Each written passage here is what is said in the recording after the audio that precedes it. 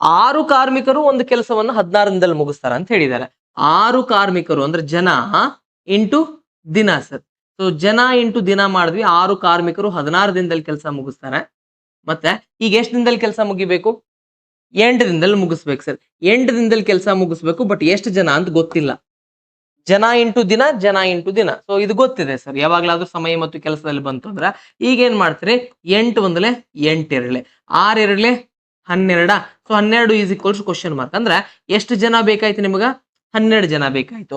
ಅವ್ರು ಕೇಳಿದ ಕ್ವಶನ್, ಒಂದ್ ವೇಳೆ ಈ ಕೆಲಸವನ್ನ ಮುಗಿಸಕ್ಕೆ ಎಷ್ಟು ಜನ ಬೇಕಾಗಿತ್ತು ಅಂತ ಕೇಳಿದ್ರೆ 12 ಅಂತಿದ್ರಿ. ಬಟ್ ಅವ್ರ ಏನಂತಾರ, ಸೊ ನಮ್ಮ ಹತ್ರ ಆಲ್ರೆಡಿ 10 ಜನ ಅದಾರ ಸರ್, 10 ಕಾರ್ಮಿಕರು ಲಭ್ಯವಿರ್ತಾರ. ಹಾಗಿದ್ರೆ ಈ ಕೆಲಸವನ್ನ ಸರಿಯಾಗಿ ಸಮಯಕ್ಕೆ ಮುಗಿಸ್ಬೇಕಂತಂದ್ರ ಇನ್ನೂ ಎಷ್ಟು ಕಾರ್ಮಿಕರು ಬೇಕು? ಇನ್ನೂ ಅಂದ್ರೆ ಹೆಚ್ಚಿನ ಸಂಖ್ಯೆಯಲ್ಲಿ ಎಷ್ಟು ಕಾರ್ಮಿಕರು ಬೇಕಂತ ಹೇಳಿದಾರೆ. ಆಲ್ರೆಡಿ 10 ಜನ ಅದೀವಿ ಸರ್. ಈಗ ಟೋಟಲ್ ಎಷ್ಟು ಬೇಕಂತ ಹೇಳಿದಾರೆ? 12 ಬೇಕು. ಎಷ್ಟು ಬೇಕಾಗೈತಿ? 2.